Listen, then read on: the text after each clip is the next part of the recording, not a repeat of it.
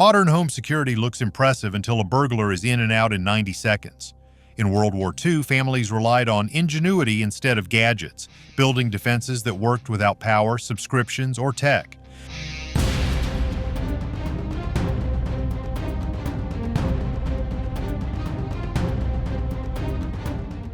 These 10 forgotten wartime tricks still outperform today's systems, and they can strengthen your home right now.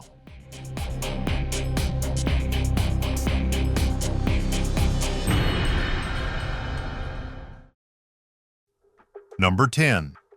The trapdoor cache. Where do you keep your most critical supplies right now? Backup generator keys, emergency funds, spare defensive tools. If they're in a drawer or even a standard safe, you're already vulnerable.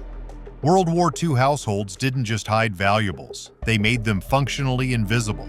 Trapdoor caches, false walls, and hollow floorboards weren't movie props. They were standard civilian countermeasures detailed in British Home Guard manuals and resistance handbooks throughout occupied Europe. Picture a pantry shelf that pivots to reveal a tunnel beneath the house where documents, radios, and food stayed hidden. This wasn't paranoia. It was pure necessity, born from real threat. 8 decades later, these same principles still outperform digital lockboxes. Modern thieves expect safes and secure containers. They'll grab the entire unit if possible, but they won't waste precious seconds unscrewing baseboards or pulling up what appears to be original hardwood flooring. High net worth individuals and security professionals still use custom hidden storage because the concept remains timeless. Hide things where searching seems pointless. Some families during the war concealed documents under fireplace ash. Number 9. The oil slick welcome mat. Some wartime homes never got broken into despite looking abandoned and vulnerable.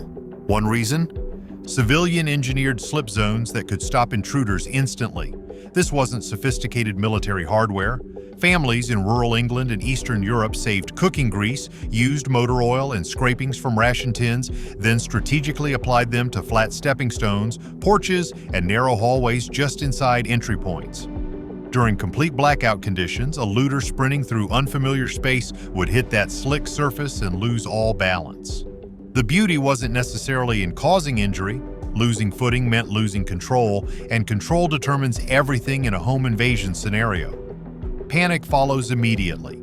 The intruder assumes they've been caught or triggered something worse. They flee. Modern homes can replicate this using super slick floor wax applied tactically near windowsills, or mats that slide easily on laminate flooring. Mineral oil in a shallow pan hidden under a rug near a window frame still triggers the same disorienting effect. In most jurisdictions, it's completely legal when used indoors on your own property. Wartime families understood that effective defense didn't always require direct confrontation. Number 8. Booby-trapped entryways. Home defense in the 1940s extended far beyond locked doors. The concept involved deterring, startling, or outright terrifying intruders before they crossed the threshold. Ordinary households rigged doors and windows with tripwires, hidden noisemakers, chemical irritants, and occasionally more aggressive deterrents. English Home Guard instructors distributed pamphlets showing citizens how to string piano wire at ankle height across hallways or anchor empty cans filled with nails that created shocking racket when doors opened unexpectedly. The goal wasn't always physical harm, it was buying time. Time to grab defensive tools, alert neighbors, or move family members to safety. Many of these defensive measures can be recreated today using better materials, greater precision, and zero electricity. You can rig a doorknob to release compressed air, create tripwires with camping alarms, or use reflective foil tied to fishing line that makes disorienting flashes in darkened hallways. One underused World War II method was the floorboard clack trap. Families would loosen a floorboard near an entry point, attach it to a spring or tin plate beneath, and when stepped on, the resulting sound echoed like a gunshot in quiet houses. It caused no injury, but the shock response often sent intruders fleeing before discovering there was no actual firearm present. Statistics show that over 60% of home burglars today will abandon their mission at the first loud or surprising noise. They're opportunists, not tactical units. Installing modern variations on these vintage traps provides serious advantages. Number 7. Scent warfare. Most survivalists completely overlook this psychological tactic. During World War II, particularly in harsh climates like Stalingrad or rural Norway, resistance fighters and civilians developed scent occupancy, manipulating smells to create the illusion someone was always present. Looters weren't relying solely on sight and sound. Many were ex-military or hardened deserters, trained to use every sense available. A house smelling stale or cold signaled likely abandonment.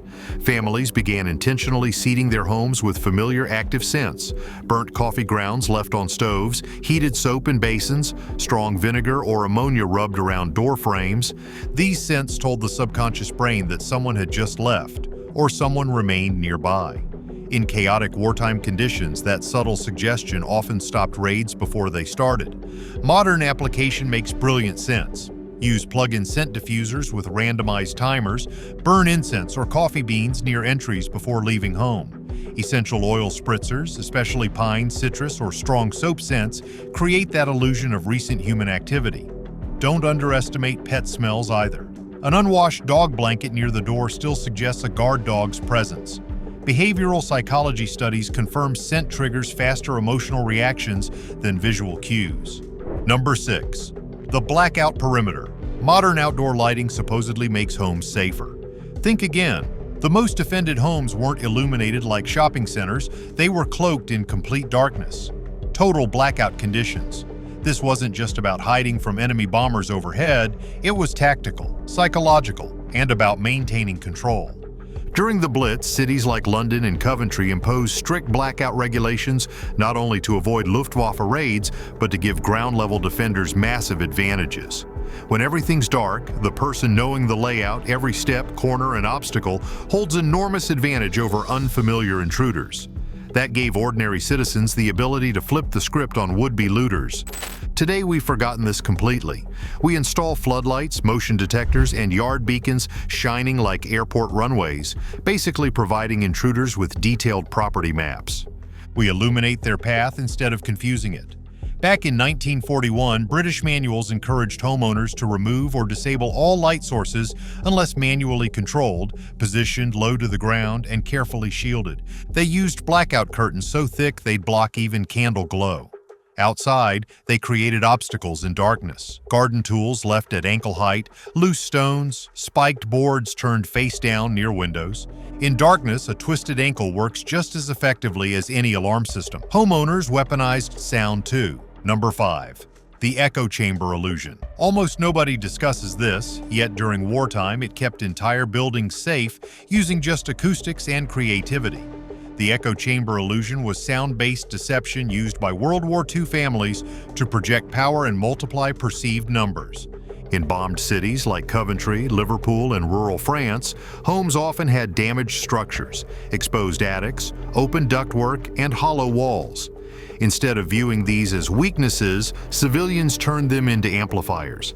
A simple wooden stick dropped on the floor, boots thumped against interior walls, or canned voices from radios could echo through these voids, making one person sound like many defenders moving through the house. Some resistance members went further, rigging string systems with cans or metal sheets that would rattle upstairs when doors opened downstairs. To a looter listening in darkness, it sounded like multiple people mobilizing.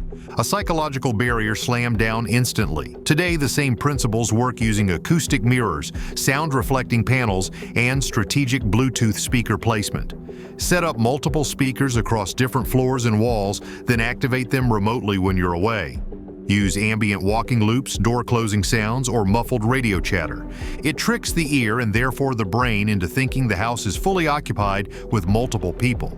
Even DIY enthusiasts can create stairwell sound traps using PVC tubes and metal plates that echo every single step dramatically. World War II survivors understood how to turn silence into terror for the other side. Number 4. The false front. Some of the most secure homes weren't those with the thickest doors or highest fences. They were houses that looked like they had nothing worth stealing, or worse for intruders, appeared already fortified or actively defended. This is the art of the false front, psychological sleight of hand that tricked looters, invaders, and spies into walking straight past without ever stepping inside. No alarms, no violence, just perception warfare. And it worked remarkably well. In occupied territories like France, Poland, and the Netherlands, where resistance fighters operated from civilian homes, people knew better than making their house look special or valuable. So they camouflaged wealth and hid defenses behind intentional disorder. One highly effective method was the abandoned house look. They'd break a few front windows deliberately, leave paint peeling, scatter broken furniture near porches, even smear soot on walls from burned newspapers or stoves. What did it scream to looters and patrols? Already hit. Nothing left worth taking, and it worked like magic. But here's the flip side. Homes that couldn't be disguised as abandoned were made to look like fortresses. Fake guard posts, sandbags made from pillowcases filled with dirt, even painted broomsticks sticking out of upstairs windows resembling rifles. The Soviets used this in Leningrad to deter door-to-door saboteurs. Number 3. The delayed response illusion. This enters pure psychological warfare territory. Timed paranoia engineered in ordinary kitchens. Picture 1942. Your neighborhood's been hit. Your house stands, but looters are creeping through streets. You're hiding in the basement or you fled entirely. But upstairs, your house is talking back. World War II families invented a trick so subtle yet strategic, it made looters believe they were being watched. It's called the delayed response illusion, and it weaponized timing itself. Families used mechanical egg timers, warped phonograph cranks, or weighted pulleys to delay a sound, any sound, by several minutes after someone entered the home. Imagine this scenario. A looter slips inside quietly. 5 minutes later, a loud thud upstairs breaks the silence. Then nothing. The delay made it feel deliberate, not coincidental or random. It screamed, "Someone knows you're here." One British resistance manual called it fear by frictionless ghost. Modern application becomes even easier. Use delayed smart speakers. Pair motion sensors with time noise triggers. A 3-minute delay on a floorboard creak sound, a cough, or the clink of a mug can make a burglar feel like they triggered someone's awareness. That's the brilliance here. You're not reacting in real time. You're setting psychological traps that activate on their own schedule. World War II survivors learned that unexpected sounds after entry were more terrifying than standard alarms. Number 2. The layered kill zone. Home security isn't a front door and a lock. Let me hit you with wartime reality. In World War II, families didn't just defend their house structure, they defended the entire approach to it. That's where this tactic shines.